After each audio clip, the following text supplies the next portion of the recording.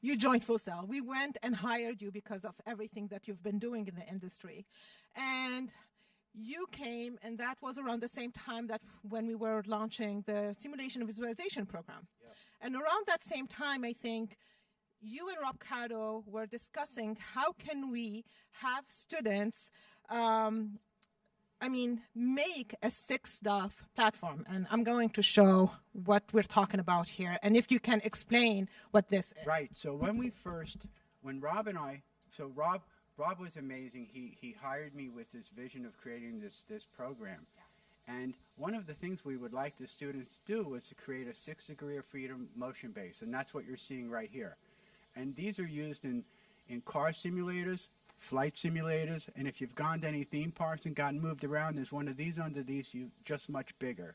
So this would be a great project for the students, but I didn't know if they could do this or not.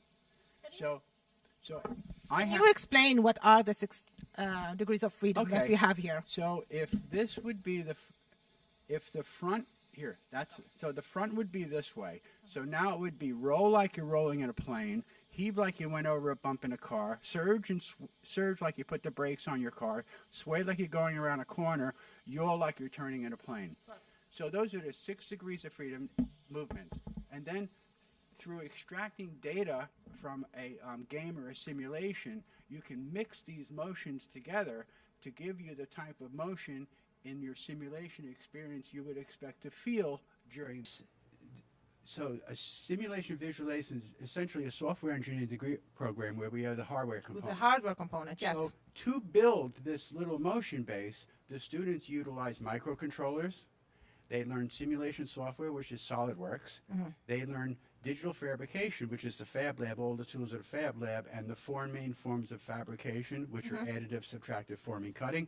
And they're utilizing the tools of the Fab Lab, which are the 3D printers, laser cutter, lasers, ancillary lab tools, to be able to create this.